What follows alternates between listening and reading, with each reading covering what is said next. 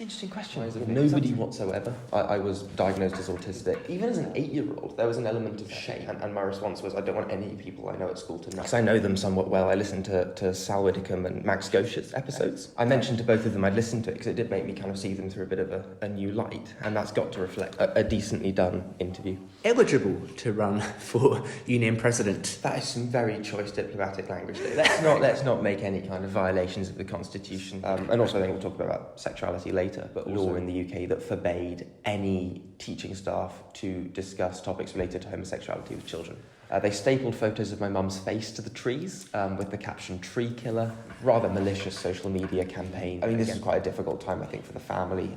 Politics is a blood sport. You must be willing to kill for what you believe. I think you mainly focus on how the union can impact the wider world, school children, for example, and the good that it can do. If I run for something, I will run to win it. Cursed place that it is.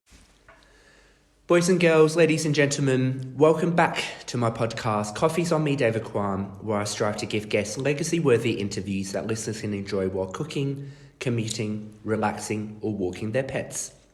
Nearing the end of the dreaded Cambridge Week 5 for Lent term, my guest and I are enjoying an Americano in my room at Castle Court, Clare College. We are approaching 10,000 podcast downloads, and if you have been enjoying the discussions on Spotify, Apple Podcasts, YouTube, or wherever you listen to podcasts, please do consider leaving a review and nominating a guest by contacting me via my linktree, David Quan. For those new to the podcast, welcome and thank you for your engagement. Please know that I don't take your time and feedback for granted, because when I started this podcast at a low point of my time in Cambridge, I was mostly nervous about humiliating myself. But I went ahead with this passion project based on 3 ideals which still make up the content description for each podcast episode. First, a purpose of giving. Second, learning from others. And third, sharing of stories. I'll always be the first to admit my many inadequacies and how my communication skills are very much still a work in progress. But I genuinely maintain the deep conviction that this passion project, if wholly true to those founding motivations about giving, learning, and sharing, is a worthwhile pursuit. Seeing this podcast on people's Spotify Wraps or receiving positive messages about all the wonderful guests as examples always put a big smile on my face. I cannot thank all the guests enough for their courage and insights. For now, I'm excited to host my guest, Harrison Moore. Harrison Moore is a second-year student at Trinity studying linguistics. He is a British-American dual citizen who grew up in Lent and has a passion for languages. He represented the UK twice in the International Linguistics Olympiad. In June 2022, he was elected Social Events Officer for the Cambridge Union Society. And this year, he has put on events including Jazz After Dark, a ceilidh in the Chamber, and Life Drawing. Harrison, how was your morning? And welcome to my podcast, Coffee's on me, David Quan. Thank you, David. It's absolutely wonderful to be here. An honour to be nominated, I would say. The morning's going an awful lot better now, I have to say, that I've got an Americano in my hand. I did, I have to admit, accidentally stumble through the rain to the wrong Fitzbilly. But thankfully did manage to find the correct one, where this wonderful Americano was waiting. So thank you very much for that. That's all right. So the Coffee's on me is not a scam. It's not a scam, no, it's real. All of you here should know. Everything you hear on this podcast is 100% true. The coffee is really on David Quan himself. Thank you very much. I am very excited to have a chat with you, Harrison. I was wondering, have you listened to any other episodes of the podcast? And if so, who have you listened to and what have you learnt? Well, I have. I think after I learned I was going to be on it, it's only natural you want to get a sense of what you'll be doing. Nobody ever wants to walk into something blind. So I listened to, I guess, because I know them somewhat well, I listened to ceilidh and Max Gosha's episodes, which I thought were very interesting and actually quite enlightening. I mentioned to both of them I'd listened to it because it did make me kind of see them through a bit of a new light, and that's got to reflect a decently done interview. I also listened to a couple others, I'm trying to remember exactly, Alex Ramsey's, for example, if he's listening. I think I tried to get a bit of a range in that sense. They're pretty awesome people. Really Indeed. Good guests. There's a large number of very interesting people at this university, and I think, as you said in the intro, it's always really important to listen to those sorts of people. A lot of people come to Cambridge and want to do a lot of talking. I see this a lot in the union, frankly. But there's so many people who are interesting here who it's worthwhile to listen to, learn from, who've had backgrounds so different from mine, from everyone else's, that's very valuable. Absolutely, and even the people in the union, I think they often have the reputation of being the union hack, but actually they're just people, real people with real stories. But they're all a bit eccentric, let's be honest. But where would life be without all the nutcases? So I guess the elephant in the room, Harrison, is that you're the union social events officer, you're on the standing committee, yes. One of the high-up officials, and you are eligible to run for union president. That is some very choice diplomatic language, David. I'm very glad. Let's not make any kind of violations of the constitution here. But, at some point, when my mind turns to this in the future, I will make some sort of decision. But Yes, I'll stick with the word eligible to run. Yes. But I don't really, again, want to focus this on the union entirely, because I do genuinely believe that the union is just a small part of who you and we and other people are. And I just want to get to know kind of the person who, the real Harrison Moore, the holistic Harrison Moore. So that's a terrible idea. So why don't we start with your parents? I believe from our conversation that your parents are British and American. Yes, so they met after graduating university. So my dad was born in Cumbria and grew up in Cumbria. Ended up going to Imperial College in London to study engineering and spent 4 years there doing a little bit of engineering, socialising, meeting new people. I think like a lot of people first going to university, it was an opportunity to immerse himself in a very different crowd, coming from Cumbria and then living 3-4 hours away from home. He talks about that as quite a transformative experience quite often. And then my mum was born in Pennsylvania. Her parents split. She lived mostly with her mum in New York for a lot of her childhood, studied in Georgetown. The American university system, I still don't entirely really understand how this can be, but she jumped around between subjects a bit, ended up focusing on business. After graduating, they ended up at same graduate training program, and then they very soppy story, kind of fell in love, got married. She moved over full-time to the UK. They got married in 2002. I was born 2003. Now I have 2 younger siblings, but that's the story of the bit before I was alive, really.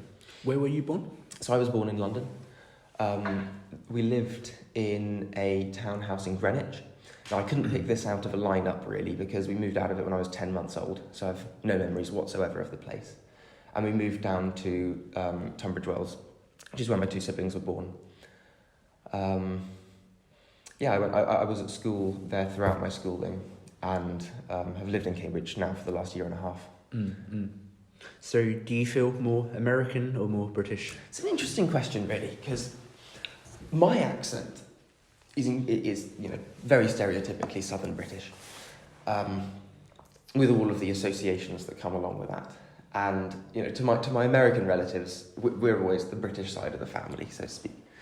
But and of course also having grown up in the UK, there are certain things in the UK I'm more comfortable with. Driving on the left-hand side of the road, for example, naturally is the only side I've ever known to drive on. Certain things about, I do want to talk about transport a little bit here. American car dependence I do find slightly baffling. The fact that from my grandparents' house, the nearest supermarket is 2 miles away, and it is almost impossible to walk there on foot safely. I really do struggle to see how somebody could really live like that. I quite enjoy going for a walk along Cambridge's slightly hectic streets and, dodging voids and bicycles and, falling debris from the building sites all over the place. But it's absolutely, I think this is very off topic, as a lot of my kind of rambles often do. But I think it's, I do feel, I think, a bit more at home in the UK. But there is always that part of me that does feel some sort of allegiance to the United States, and I've spent a lot of time there. I have relatives there. I feel I've had a bit of skin in the game in that sense. Have developed a bit of an interest in American politics. I can possibly see myself living there in the future, but not sure. Speaking of politics again, I know we mentioned at the start that I don't want it to be completely union, but we will get a chance to hopefully talk a bit about the union and politics at the end. But let's just stick with your kind of childhood in the UK. There's something I can be frightened of, but yeah. Do you want to paint a more vivid picture of your kind of early childhood and what it was like? Yeah, well, very open prompt. That's very open. Where to begin? So I was. This is very interesting. So I developed an incredibly deep interest in trains very quickly. I was always, I think, quite a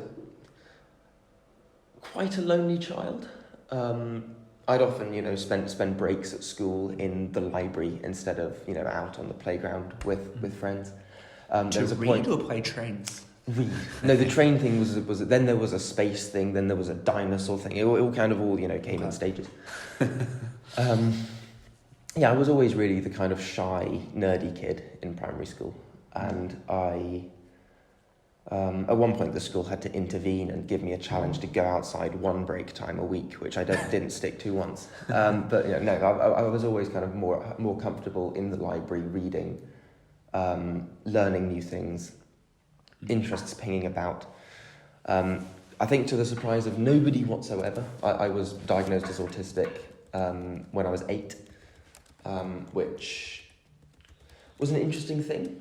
I do want to talk about this for a bit, because even as an 8-year-old, there was an element of shame, where there was a period where, after I was diagnosed, they asked if there was anyone I'd want to say, and my response was, I don't want any people I know at school to know. And looking back on that, I think it's interesting that an 8-year-old could already have those sorts of associations, those sorts of biases against the term autistic, which you hear thrown around the playground as an insult, and then to have that associated with yourself was kind of jarring. But I think as I've grown up, to the extent I have, which is very little, I've had to learn to shed some of those kind of feelings of shame and self-doubt, and looking back, getting into Cambridge Linguistics Olympiads, frankly, getting the A-levels I did through COVID, I'm, feel a bit more confident in myself now than I did then, and I'm glad to look back on 8-year-old me and think, I'm now in a better place than I was then. That is true. How the term autistic is thrown around the playground all the time, and I'm not exactly sure, me in primary school necessarily understood what it meant, but it was just one of those words that just got chucked around. No, this is true. We need to, there's this narrative that's, saturated the media, I think, to an extent, that children up until a remarkably old age are these kind of completely ignorant innocents who we can shield from these sorts of topics. And also I think we'll talk about sexuality later, but also for the first part of my primary schooling, Kent still had Section 28 enforced until 2010, when I would have been, I think, 6 or 7. What is that? So Section 28 was the law in the UK that forbade any teaching staff to discuss topics related to homosexuality with children, and also forbade teachers from coming out to their school children. And one of my teachers I did have at school at the time was himself gay, and he wasn't able to talk about any of his family life for that reason with us. Which, given you also hear words like gay being used as an insult on the playground, I think when I eventually, that's kind of changed a bit now. It has a little, it has a lot actually. I know now, we'll move on to secondary school, but I was part of the group of people that set up my school's LGBT society. And I'm very proud to say that that's actually kept going, and there is now quite a flourishing community in my secondary school. But I think you can look at it two ways. Either I grew up right at the end of the period of very overt prejudice and where very few people were coming out, or I was right at the beginning of this much more accepting new era. And now that I'm in a much, I think more accepting, better place, I'm really enjoying my life here at Cambridge. I think it's very interesting to look back on those periods in my life.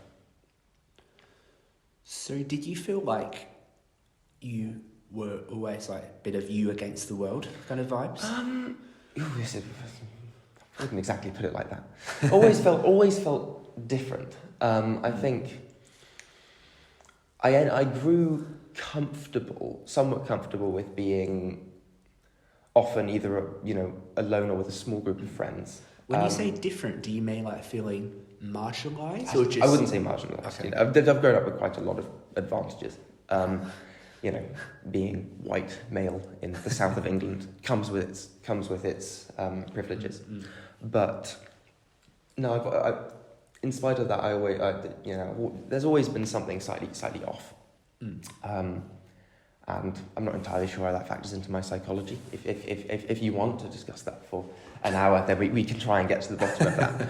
But no, I think I do. I have grown comfortable to an extent with being different in that sense. Mm. And what was like making friends like? You mentioned how you were. You either felt lonely or were lonely and kind of spent a lot of time in the library. Did you socialise much? Did you go to these play dates or I did have a couple. So there was a couple of friends who I did have like properly in primary school. One of them I'm still friends with today. So I'm not going to exaggerate too much, but I'd never like do the whole 30-person birthday party thing. No, there's a few people I've stayed in contact with. I think it's worth having, I think it's true even with people with a much larger network of friends than I did, it's worth having a couple people who you can point out and say, in a moment of crisis, these are the people I'd go to. And if they had a moment of crisis, I'm somebody I hope these people are comfortable coming to.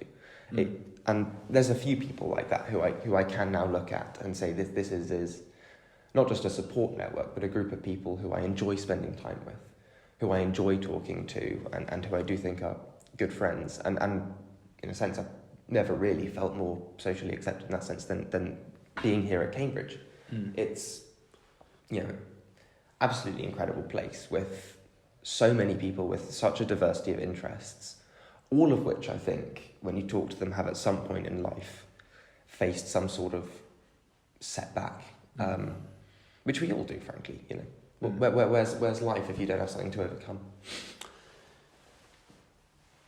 You obviously study linguistics now. Indeed. And you've competed in the International Linguistics Olympiad. When did this love of languages begin? Yeah, so this is a very, very strange story actually. I remember when I first got to Cambridge, all of the linguists before our first lecture sat together on that little rectangle of grass in Sidgwick, the Sidgwick site, and talked about how we all got interested in linguistics, because no two stories are alike. And it's such a kind of niche subject that nobody studies in school. It is worth asking, how on earth did you come across it? And so my story is kind of twofold. I was always somewhat good at learning languages. At the beginning of secondary school, I'd done a little bit of French in primary school, and I was always kind of good at it. We started doing Latin as well, and German, and I was pretty much top of the class in all of them. Started doing ancient Greek in my own time, and then in year 9 decided on a whim to start learning Russian. So I was that kind of child, a bit precocious and very unpleasant to be around. But where the interest in languages transitioned to an interest in linguistics, more in terms of the structure of these languages, really getting to grips with grammar, phonology, all of these sorts of topics. That was also because at the same time I had this incredible interest in Tolkien and fantasy novels, which at the time I was a bit ashamed of, so always a bit ashamed of the niche interests I may have. But I mean, Tolkien wrote The Lord of the Rings and The Hobbit partly in order to provide a setting for the language families that he had come up with, that he had invented. And this I found fascinating, almost more than the plot of the books. The act of inventing an entire kind of language and a history behind it. And it was when I was kind of reading up on that I began to come across terms to do with linguistics, to do with grammar, how grammar works, not just the kind of pedagogical grammars that we get taught in school with such pedantry, but the actual underlying linguistics of it. And it was probably when I was about 13, 14, this became my new niche interest, supplanting whatever was before. There was kind of a long series of them. And it stuck, I think, to an extent, because I think the ability to speak, the faculty of the human linguistic faculty is what makes us human. It is what distinguishes us, first and foremost, from other animals. To an extent, it's what allows society to exist. The ability to communicate information, secondary functions like signalling things about somebody's identity. Language is essential, I think, at what makes us all human. And that's a beautiful thing. As you say, I competed in the Linguistics Olympiad. Now, I learned that this was a thing in 2017 because I was preparing for the UK Maths Challenge. And I accidentally, because I've been doing a bit of reading in linguistics, typed Linguistics Olympiad instead of Maths Olympiad, and lo and behold, something came up. And I was like, what on earth is this? This is brilliant. And this was the day after, I kid you not, because the story's too good to be true. This was the day after the deadline to apply to do it. The next year I completely forgot that this whole episode had happened. That was 2018. 2019, I did actually do it. So, I finally did something. Competed in the UK Linguistics Olympiad. 1,500 people took part in the first round that year. I think I got about 96% or something insane, which I felt as a bit of a validation. That was the kind of moment I was like, maybe I can do this as an actual degree, not as a thing which I study for fun in my spare time. And I went to the second round of Linguistics Olympiad, which is a residential that was held in Birmingham that year.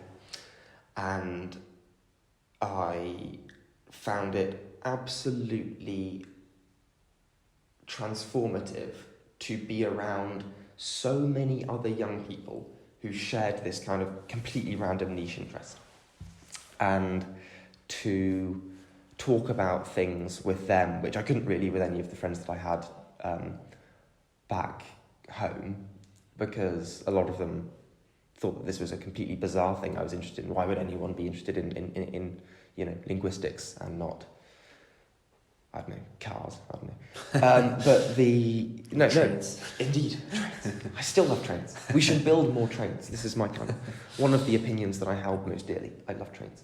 But yeah, I did well enough in that round of the Linguistics Olympiad to be selected for the International Linguistics Olympiad that summer. This was the year of my GCSEs, so I'm 15 years old. I've just been selected to do the International Linguistics Olympiad, which that year was held in South Korea. So me and 7 other people rock up to the airport in Heathrow. The 8 of us fly out with a couple chaperones to Seoul, and then we stayed at Yongin National University, which can't tell you if it's north, south, east or west, but it's just outside Seoul in that summer 2019. And it was absolutely brilliant. It was a bit of a kind of preview of what university would be like, I think. I was surrounded by a lot of other people who shared interests. We kind of socialised aside from doing the actual competition, and talked about, linguistics as well as other things, because there I met people from all over the world who I've still got the contacts of. There's a few people there were people from Colombia, people from Russia, people from Kazakhstan, all sorts of places in Europe, America, South Asia. It was fascinating in that sense. I don't think I'd ever been around such a kind of a group of people from so many different backgrounds all in one place for one purpose. The competition itself, there's a 6-hour exam, which was quite something for a 15-year-old to do immediately after all of the GCSEs. I'm not entirely sure how I did that, but I ended up getting silver medal, which I was very pleased with. And yeah, that was that moment which I was like, yeah, I'm definitely doing linguistics for a degree, no question.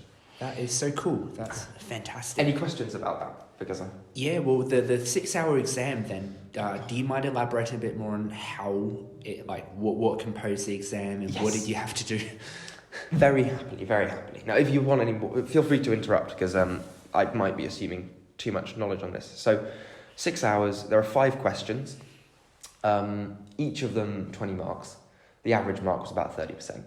So, most people do 1.5 questions. Each question, you'll get a bit of data, so maybe it's sentences in an unknown language, and you'll have to translate them. You don't know this language. It's always something incredibly obscure, with about 5 living speakers, because they don't want anyone to actually come in with pre-existing knowledge.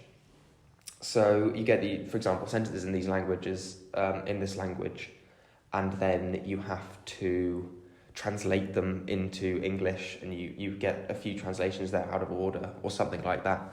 And you need to have, I think, a very strong... There's an element to which people with a mathematical disposition are quite good at this. There's an element of logic to it, but also you don't really know what you're looking for unless you're aware of what can be marked cross-linguistically, what phenomena exist cross-linguistically. There was a great example from that year, actually, where there was a language with 7 different grammatical tenses. So there was one for things that have happened earlier today, one for things that happened yesterday, one for things that happened the day before yesterday, one for things that happened before that, and I guess the mirror image for the future. Now, if you're unaware that languages can have more than past, present, future, because I've done a bit of reading into languages with these somewhat insane tense systems, well, I don't want to judge, but I think that's a little bit more than actually needs to be marked. I got a sense that's actually what was going on, because I'd done this reading. But you get these 5 questions. You have to do as many of them as you want. I didn't do one and then the other. I kind of spent 50 minutes on one. As soon as I wasn't making any headway, I'd switch to another question, then I'd switch to another. This is a strategy that worked for me, because it's very easy to get stuck on these problems. They're full of pit holes. They're meant to be, because they're supposed to be able to distinguish everyone who competes. And, do you have any other questions about exactly what that means? I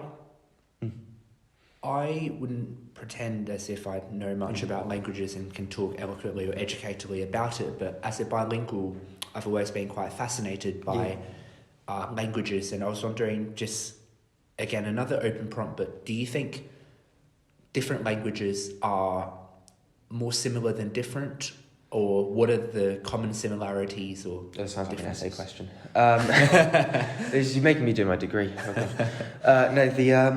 That's an interesting question. You know, some people, Chomsky, for example, would say that the language acquisition device. Indeed, the language acquisition device, universal grammar, Yep. constrains what human languages can be. In a sense, human languages are all similar. Unlike forms of animal communication, they're all infinitely expressive. Most human languages have between 5 and 50,000 words, which is a lot more than any animal communication. There is a species of monkey, can't remember what it's called, that distinguishes about 15 different calls. I think it's 15, it may be 20, but which is considered the highest, I think, of any animal we know. But that's completely different order of magnitude to human languages. And I think there's another key differentiating point, which is that human languages combine elements, combine words into sentences, combine sentences into utterances in ways which are systematic, which animal communication generally doesn't. They don't, and you see this when we try and teach apes sign language, which we don't do very well. I'm not entirely sure it's really possible, but you see very rarely do they actually manage to combine multiple signs in series, or with any sort of predictable order. Whereas humans seem to have some sort of intuition towards this. So maybe, in that sense, languages are all somewhat alike. But it's also beautiful to see all the differences in them between the languages that people speak, whether they're tonal or not, how much inflection they have, the vastly different phonological systems that they have. So Southern Africa, for example, exclusively in Southern Africa in the world, there are languages that uses click consonants. So for example, might be used in words. No other language outside of Southern Africa, no other natural language outside Southern Africa does that. I'm very conscious that this may be listened to by a lot of linguists. I'm trying to be careful. I'm convinced I've made many errors. But, you do see that huge variety with the constraints that human languages do all serve the same function. So why did you choose to learn Russian then? Why did I choose to learn Russian? Right. So that is a good question. Because I've been asked that a lot. I was doing French, German, Latin, and ancient Greek a little bit on the side at school. I decided that I wanted to do another, because this is something that I was really enjoying, almost setting myself a bit of a challenge. A few friends had downloaded Duolingo, and not wanting to be left out, I downloaded it myself. And I decided that I would start learning a new language from scratch. Now, Russian appealed because at the time I still wanted to do something in the Indo-European family. English, French, German, Latin, and ancient Greek are all related. They're all Indo-European. They all share certain features as a result of that. What are the features, just quickly? Very quickly. There's a few... What can you still see today? There's a lot of roots that are the same, so you get a lot of words that are cognates. Cognates on the spot. Hang on. There's a few distinctions, like grammatical mood distinctions, that have collapsed by the time you get to Latin and the modern languages, but that are all there from the original one. The demonstrative series, the pronouns are all related. They generally distinguish the same pronouns, except maybe second person, there's a singular plural thing. They all have gender. Grammatical gender is not as common as people seem to think it is. Kind of so-called sex-based gender, so masculine, feminine, neuter, is really not as common as people think it is. European languages do all have it, which does, I think, give a lot of Westerners a slanted view of that phenomenon. The modern languages there and ancient Greek all have definite articles. Those are not particularly common outside of Europe. So there's a lot of things which outside of Europe aren't quite as common as people may be led to believe. None of them are tonal. Russian's not tonal, but I just thought I'd throw that in there. Russian, because it does use a different alphabet, it is Indo-European, so it wasn't quite as novel to be self-studying it. And also it was one of the most commonly spoken Indo-European languages. I had no idea at the time that Russia was going to invade Ukraine, but that very unfortunate event from a year ago has raised the salience of Russian as an employable language. You suddenly see a lot of intelligence services looking for people who speak Russian. That's turned out to be to play a little to my advantage in that sense. But with this kind of ability to say, in this case, read Russian, do you then, for example, read like Russian media, like their reports, and gain perhaps a different perspective on the same issue? Yeah, I did that quite a bit at the outset of the war. My Russian is not fluent. I like to think it's getting to proficient, or maybe that it is proficient, and they've done Russian speaking a bit before. I'm doing the advanced Russian course here. But reading is the easiest of the four skills of reading, writing, listening, and speaking. And I do quite enjoy reading media in Russian, because it does give you that perspective that other media doesn't. And another thing also, it presupposes more knowledge than English language media often does. So English language media will often define a lot of terms, explain the relationships of people that Russian language media will assume that you get. So do you have an example of had you not actually read in that language, you may not have understood or realised something, if you get what I mean. Realise something. Like, had you not read the Russian perspective? I can't remember a particular example of that. I did watch Vladimir Putin's New Year's address in Russian, which gave me, without the dubs, where you can hear kind of the tone of voice and that sort of thing. It is, you do get a bit, I think, of a fuller sense of exactly how he does view the situation. But no, I actually can't think of anything like that off the top of my head. Yeah, that's all right. Take it on faith.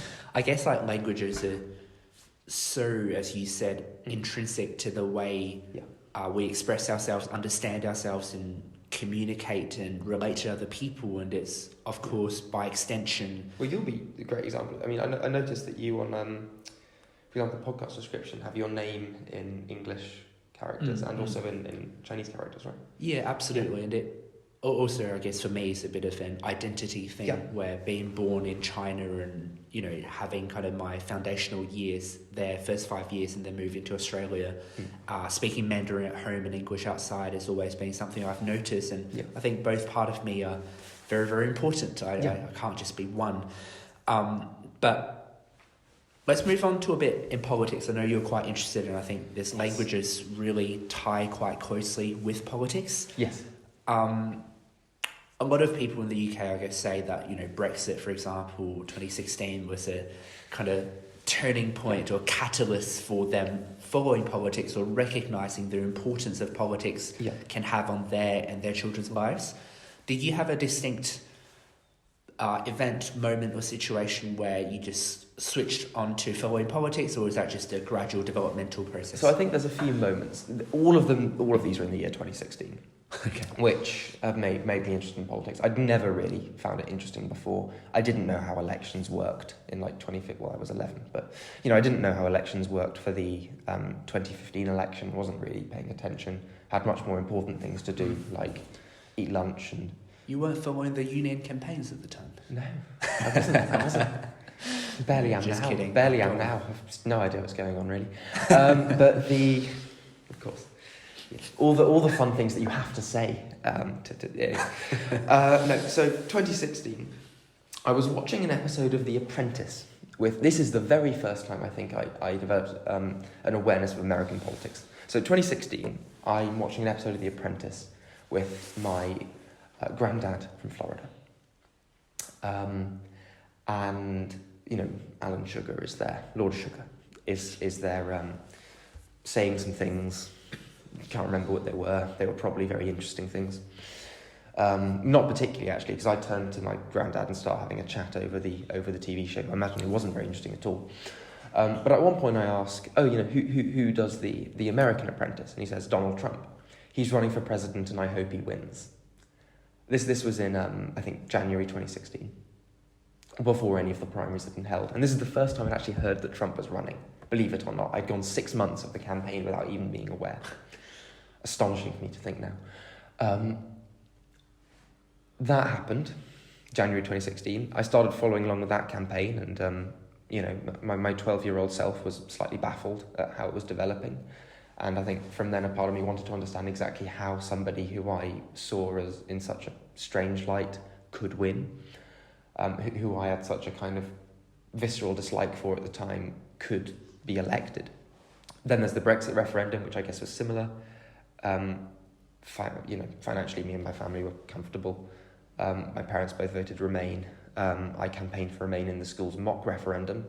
Basically, everyone voted Remain except a few people, I think, who voted Brexit as a joke. And there were a few who voted Brexit, but it was like 20%, I think, in the mock referendum we held. And then the result itself, I found a bit of a surprise. And both of those events together, the election of Trump and Brexit, led me to slightly reevaluate. Actually, no, there's a lot of people who see the world differently than me. Why is that? And a lot of my interest in politics, frankly, has come down to trying to understand the motivations of my family members. From, the aunt who voted Brexit, to the grandparents who voted for Trump, to, going through all of these, trying to work out well, not just why they think the way they do, but from that, why do I have the opinions on politics that I do myself? So why? Why? Yeah, that's interesting. I think we go back to the Trump example. At the time I was wondering why. How can an outsider who's running this insurgent, negative campaign win? And I guess I focused on the negativity there. But to people who feel like the system doesn't work for them, and this is, I think, something which I've begun to understand about members of my own family, people who think that the system only works for itself, people who think that they are despised by the system, somebody who, through their very aesthetics, mocks everything that system stands for, that individual can be some sort of saviour figure. And that's something which I think I've come to understand about that, or at least I think that's the way people seem to talk about it, almost in messianic language, not as a kind of rational political calculus. I've moved gradually more, I wouldn't say necessarily to the right, I'm still kind of solidly centre-left. I can't use the Blairite word, but, some solidly centre-left. But I think I've gotten more of an appreciation for the fact that other people can have consistent worldviews, and sometimes, it's always worth having debate with them. But actually, if you start from different principles, let's go back to trains. I want to build more trains. Some people want to preserve the view outside of their house. There's nothing we have irreconcilable opinions, because I believe that it is more important to build the train, grow the economy, connect to towns, than it is to preserve that field or preserve that view. There's not really anything we can say to compromise. And so understanding that other people have valid points of view doesn't mean that you become less strong in yours. It also means you're, I think, more aware of the difficulty to compromise sometimes. Feel free to extract any part of that, if any of it made sense, and ask anything about it. I guess with your family, I if I've not mistaken, your mother did a little bit of local politics. She did. This was also quite formative. She was involved, so she joined the Conservative Party around the time Cameron became leader. I think she saw him as a legitimate voice of change, a moderniser. This was the tail end of the Labour government, so I don't really remember, but I heard about the sense of disillusionment with the British left. She was elected to the local council by a margin of 8 votes. Well, that went to a recount. How many votes in total? 1,000. Okay. So, it's a small margin. She was elected, never really took the seat for granted for that reason. And she quickly got onto the council. She was the only woman and the only person below retirement age on the entire council cabinet. So she I think she proved her worth and ended up as deputy council leader, in spite of maybe not looking the part as far as some of them may have thought. Now, Tunbridge Wells politics in 2019 was a truly brutal thing. The council wanted to build a new theatre, and they wanted to build it on a car park. And this upset many people who noticed the car park was next to some trees that might have to be chopped down, self-seeded trees, very, very ugly trees. The locals protested. They didn't want the building site there. Well, they say they wanted to protect the trees. They didn't want the building site there. Classic case of local NIMBYism. They stapled photos of my mum's face to the trees with the caption "Tree Killer." There was a rather malicious social media campaign against the local council. This was quite a difficult time, I think, for the family. A lot of people would recognise her in the street from this kind of thing. And that was the point, this 2019 was where politics for me, it wasn't an abstraction, it was real life. Quite ugly. Yeah. Politics is a blood sport. You must be willing to kill for what you believe. And the problem is I don't think she was. She kind of, advocated her case. She let the voters decide. She knew The economic case for the project was strong. Interest rates at the time were incredibly low. The money that was going to be borrowed to pay for this new theatre would have been paid back over a course of 100 years at a fixed interest rate. It would have been negligible on the council budget. There was a successful campaign to argue that it was unaffordable, in complete disregard of all of the facts. I have strong opinions on this. She made the case, but she wasn't willing to get down into the mud with them. And because I think she stuck too closely to the principle that if you do politics right, you will win, she lost. She lost her re-election for the council seat, as did the council leader, as did a dozen of the local Tories. Frightened of these defeats, the massively reduced Tory majority cancelled the project, into which £11 million had already been sunk, flailed around for a year and then lost the majority on the council the year after. So for me, this has always been a bit of a warning of what happens if you hold beliefs, articulate your beliefs, but aren't willing to actually go the extra mile and kill for them, metaphorically speaking. Yeah. So from your lens as, your mum's son, so looking at your mother, who you obviously know on a very personal level, but can also see the public side of her,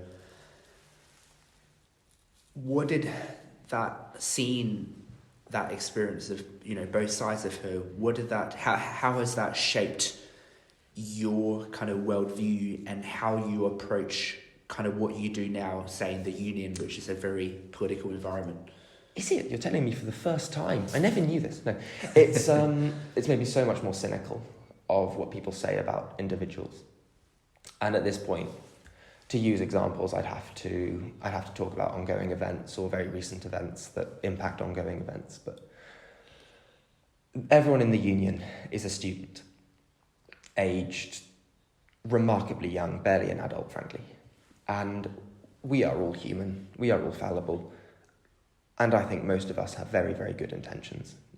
Maybe there's a couple who are just in it for themselves, but everyone who I've actually got to know in the place is a decent, good person.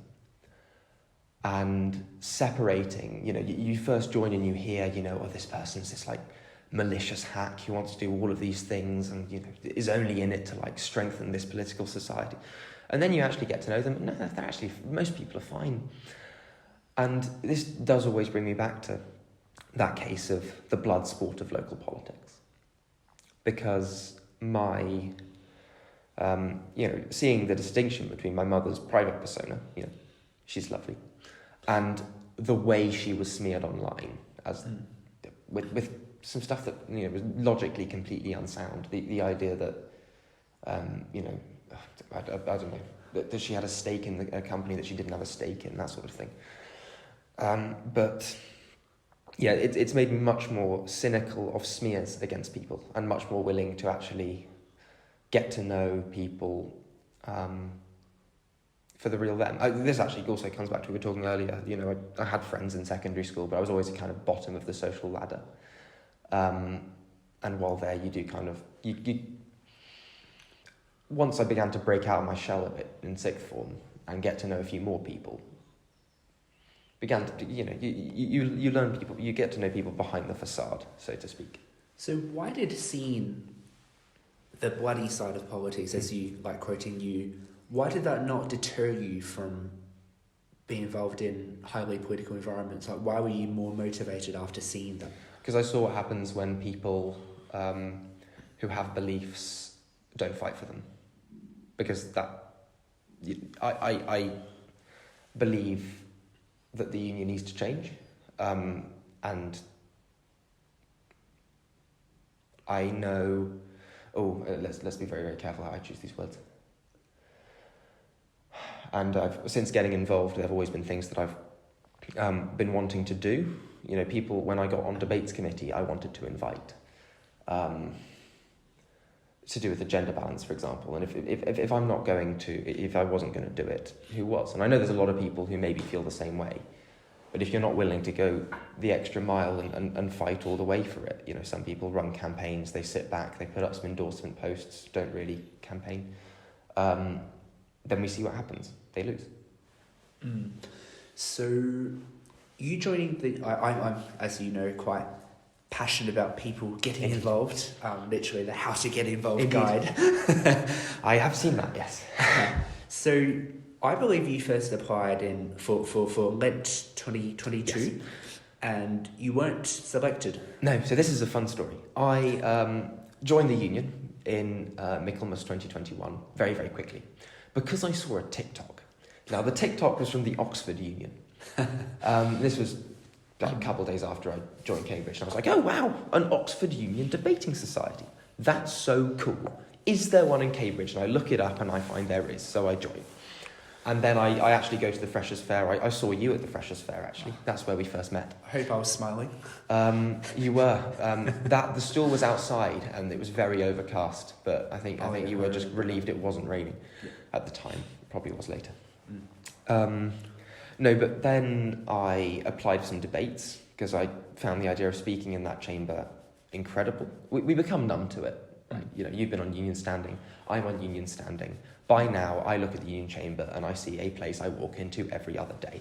But at the time, it was, wow, this is kind of laid out like the House of Commons, and all sorts of great people have spoken here who I've seen on TV, that sort of thing. Now I'm a bit numb to it, but you've got to always hold on to that initial wonder. Applied for some debates, I think 5 in total in Michaelmas, got none of them. I was, I didn't do bad auditions, I don't think, but there were a lot of auditionees. Someone was always better than me. Sometimes a lot of people were better than me. But it was through that I first got a sense there were internal politics in the union. Also, showing up to auditions, I saw a lot of people running around doing jobs, and I thought, oh, that's something I want to do. And I sent in an application, didn't really know what I was doing, was rejected. Looking back on my application, quite rightly, because I had no idea what I was talking about. I did read then after being rejected, it was a bit of a sting. You know, Michaelmas, I'd been rejected from debates committee and then full committee and 5 debates, speaking in debates. And I really could have cashed my losses, left, never to return, cursed the place that turned me out. But I think at that point I got a bit of the bug and applied for the Lent Ball committee, did get onto that. As ticketing officer. I read your, by the way, when I was rejected, I got an email from you with a document about other people in the union who'd been rejected in the past. I'm not going to name them because they're no longer, I think, quite as relevant as they were then. But it gave me a sense that actually a lot of people who are rejected, there's still a place for them. I didn't take it as much of a personal slight as I might have, and I thought, you know what, I can still do this. In spite of this setback, I can keep going. And so now I sit here. I got onto standing. I was elected aged 18. I mean, in all honesty, it wasn't that much of a setback. And I think, you know what, I've done well, I think. I've done what I came here to do. Absolutely, and I really admire anyone for their resilience to have another go, and I feel very, very strongly about that. And I'm That's good. Thankful that you mentioned that email as well, because I really cared a lot at the time of the hundreds. It really meant a lot because it's quite an intimidating place, and it really does need a bit of a human touch sometimes. Because I really did feel I walked into that interview, and I think my first full committee interview I cried because it was like 10 people. I didn't know what any of them were asking me about. I didn't know what to expect. Walk into the room, 10 people. There's me. Barely turned 18, fresher. I didn't really remember what I put in the application. Just out of curiosity, is that so-called human touch of encouraging the people who got rejected, is that still happening now? Or we send rejection emails. I don't think they personalised? Not in the same way. Not in the same way. I do want to go back to a bit of that, though. I think it is valuable. I brought it up when we did full committee applications. Because I think you raised a great point about that first times you walk in the union chamber, the wonders that you feel and what it truly meant. And I think it's easy to get the hundreds of applications and get the spreadsheet and just to see everyone as just a name and a bunch of applications, but behind every one of those submissions is a real person who has devoted their time trying, and it takes a lot of courage to submit a union application, to walk in for a committee interview with 5 or 6 people in front of them, 10 people. 10, that wasn't great. Yeah. No, and I barely knew any of them, so it was very intimidating. But, you know, wasn't turned away. Probably should. So I genuinely hope that future union leaders can remember how they felt when they first walked in the union, and to remember that 18-year-old kid, he or she or they would have really, really appreciated some acknowledgement for their efforts. So union, you're obviously on a standing committee, you had to run for election. Going to be very careful here, but you've seen a number of contested elections. I have. I wasn't in one myself, but yes. Yeah. So it's great to win. Yes. Not always so great to lose. Yeah. Do you have any general thoughts on the commitment to run for an election, and what implications or lack thereof are there of losing? Like, does it really matter? Do people perhaps take it too seriously? You're asking me to kind of reassure you about your experience. No. You should never go for something you're not prepared to lose. Because if you're not prepared to lose, then you've not fully thought it through, frankly. But I ran for JCR in first year. Trinity has this great position called junior steward, which is part secretary, part catering liaison officer, part somebody who oversees student societies. It's very strange. I ran for that. I'd done a bit of advocating for changes to the way Trinity marked allergens on food. Very interesting stuff. Absolutely fascinating. But I ran for it based on that. It was closer than some thought it would be. I was against a quite popular second year who'd worked with the JCR in the past. But I still lost by about 25 votes out of a couple hundred. You know, it was a margin large enough that I didn't sit there thinking, what if I had asked this friend to vote? I was sat there thinking, you know what, 75 people thought that I could do it. Fair. I was a bit annoyed for a little period when I felt it as a bit of a sting, but looking back on it, I still advocated for those changes to marking allergens. I spoke with the guy who won repeatedly. I was on his food advisory committee.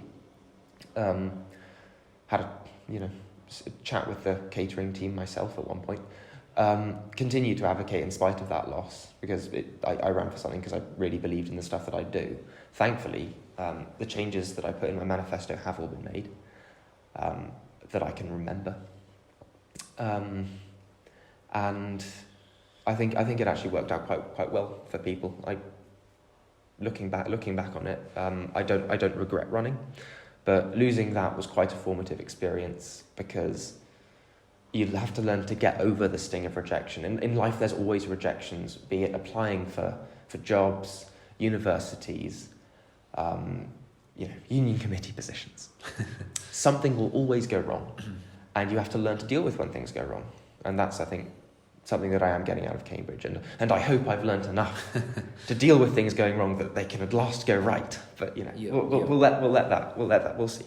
Well, rejections, failures, all the stuff that I think is synonymous with me having lost so much. I'm glad that sentence continued. No, I love failure. You need failure in life. I've not had enough failure in life.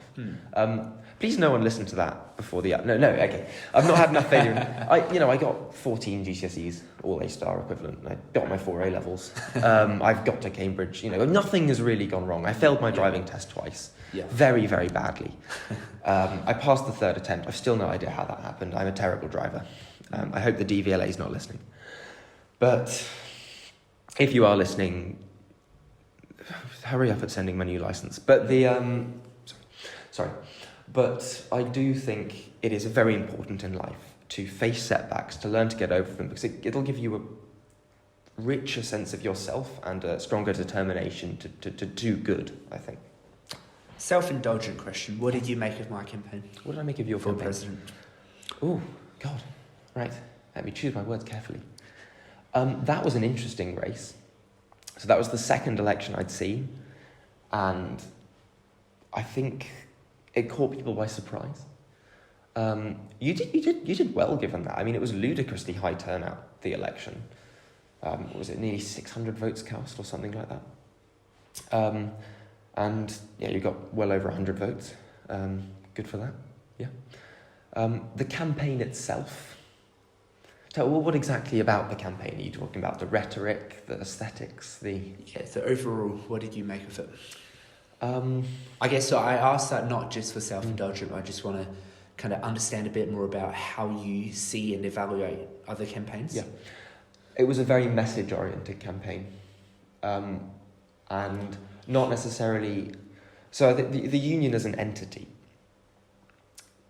exists alongside all of these other bodies. So you've got the student body, the membership itself, the committee members, the university. You mainly focus on how the union can impact the wider world, school children, for example, and the good that it can do, which is very admirable, because it's very easy in an election to walk in and... I just banged my watch on a table. I'm very, very sorry. To walk in and sprinkle a load of promises over the place, which would benefit specifically the groups of people most likely to vote. And there was something, I think, deeply admirable in standing up for something which I think you did sincerely believe. Even if I didn't end up voting for you, I'm very sorry. But I was in the majority on that. But you know, we live and we learn and we move. That was a very interesting race. I think you had three very different pitches. But I think I'll leave it at that. I don't want to kind of rake over the past too much. Yeah, and I think that's the beauty of it, is that everyone offered a unique vision. Yes.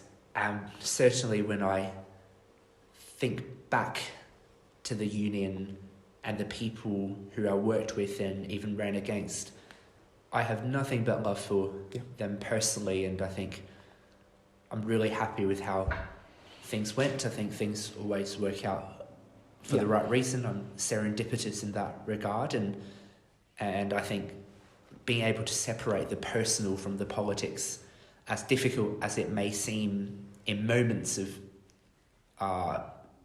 contention during a campaign, it is super valuable just for our own mental health and well-being and perspective, because I think everyone who puts themselves forward deserves some credit for the courage to expose themselves, and I think a campaign does get nasty. I certainly received a number of not nice comments and threats and lots of rumours and gossips that were just completely not true, and I think I've learned a lot from that experience, and I certainly wish in the upcoming election that people can campaign in good faith, and that other people can see the full person and not just treat these candidates as abstract politicians.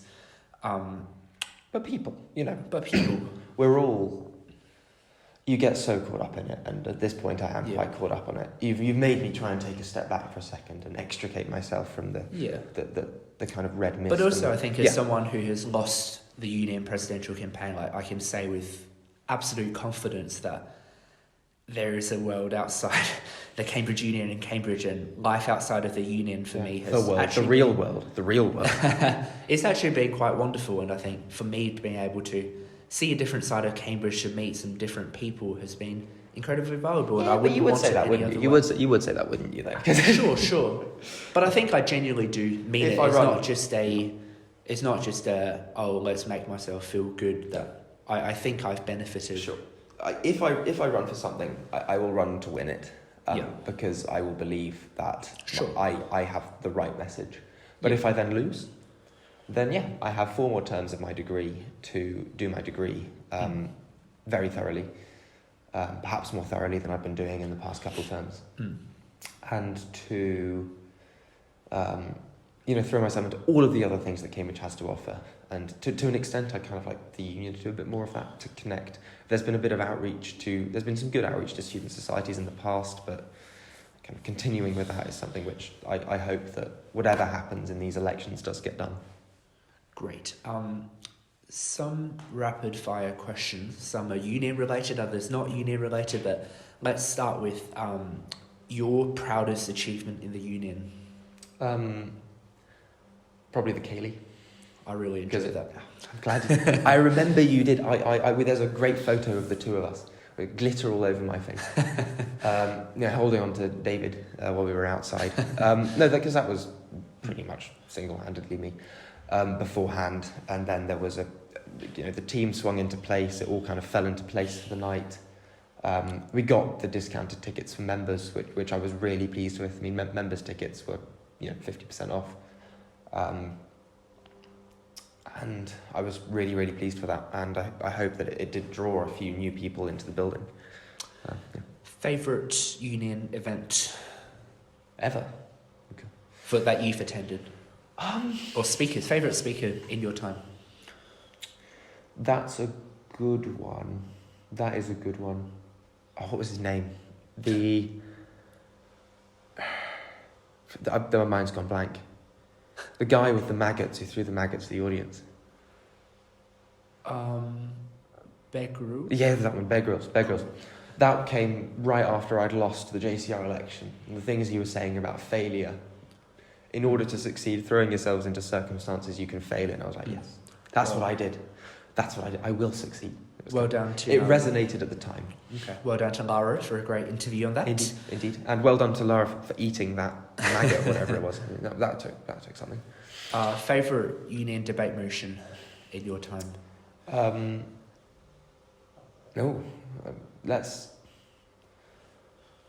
I come out with two? Yep. One, because it was the one I spoke on, Vote Blue No Matter Who. And I enjoyed speaking on it for that. And we ended up with a very wide range of perspectives on both sides, also about what the motion meant, which I thought was quite good. Another, the Arab Spring debate this term, I think was brilliant. It brought in so many people I'd never seen at a union debate before. We had Oscar Turgi, who was a very, very good guest speaker. And then some wonderful student speakers, wide range of views, a proper debate, and I think largely respectful debate. The people involved in organising that, I have nothing but admiration for, I'll be honest. You can't say president, but if you weren't social events officer, what's another role, either on standing or full committee, that you think you would really enjoy and thrive in? Another on standing, well, I don't really want to be a qualities officer. It's not good to hear. Well, there's a part of me that, gay, autism, all that, but I'd feel a bit uncomfortable running for it. Between speakers and debates, I'd choose debates. I think I've been involved in, so there was a speaker event I held at Trinity for a Trinity Green Society, which I really, really enjoyed doing. But I still think between speaker events and debates, the debates are something so much more unique to the union that between those two, I'd rather be debates officer. And that's the honest. Full committee, right. I've done a bit of events managing. I don't think I was ever formally appointed an EM. I just kind of showed up and did it. But something I think if there was one, that guest liaison as well, I think would be absolutely brilliant to get to spend one-on-one time with some incredible people. That's the first role you applied for, if I recall correctly. It was. It didn't go very well. I've never done it, but I have managed to get to know some wonderful, wonderful guest speakers in my time at the union, and also, that's something so wonderful that the place gives you an opportunity to mingle with famous faces. So the podcast is, I try my best to give guests a legacy-worthy interview, yes. A snapshot of who they are at the moment, and hopefully they can look back on in 10, 20 years' time and find great meaning in it. But yes. I've maybe got one or two final questions to wrap up, but is there anything else that you want to be captured that you feel like we haven't really discussed? Obviously, we can't capture everything, but is there anything particularly meaningful that you want to be featured in here? Well, I think you've done a pretty thorough job. We've gone over my childhood, we've gone over linguistics, we've gone over the union. A strange place cursed place that it is. Beautiful but cursed. And again, I think on that point, the people were genuinely good people, and Yes. I think at times the structure makes good people do bad things. Yes. Such as, Union Bridge and the It toxicity there. It does turn. But I think fundamentally, I genuinely loved everyone who I worked with, and I wish them nothing but the very, very best. And I think you can critique the place and the structure and the things that people do, while also being genuinely, being kind of genuinely recognizing people for their good humanity. I agree. Yeah. Anything else you want to be included, or just got a couple? If you've got some more rapid fire questions, go for it. Maybe not rapid fire, but second to last question is there a fictional character whom you feel like you really resonate with? I have no idea how I can answer that. Wow. I'm thinking now. Oh, that's hard. Well, this makes me think. Let's do a politician-y answer, right? Let me just start waffling. How exactly do I see myself, right? It's got to be some sort of character that's. It's got to be some sort of character that's. I see myself as on a kind of meandering path, slightly, that is nonetheless inexorably going towards where I'd like it to go. I've ended up at Cambridge. I've ended up on union standing when I wanted to end up on union standing, in a role I've been incredibly enjoying and I've been very fortunate to do. And all of this, I don't really know what that means. Can you name anyone like that, kind of like meandering where they're meant to go? Some sort of tragicomedic character, possibly. You ever read A Series of Unfortunate Events? No, probably the protagonists in that, kind of struggling against the odds and... No. Similarly, who's a kind of real-life role model in terms of a celebrity? Because we've touched on kind of your parents and your family, but is there a celebrity who you lean on for guidance or find their story particularly inspiring? That's an interesting one. Taylor Swift, I'd say. Taylor Swift is a wonderful person, and she has worked incredibly hard to get where she is. And nonetheless, I think she from certain people, from the haters, she comes under incredible attack. And yet she still stands up and she still advocates. She's recently done some political some political campaigning for stuff she believes in, and then also she continues to produce spectacular music against the odds. How many languages do you speak again? Fluently, one. I'll be brutally honest. I've done Russian to a level of proficiency.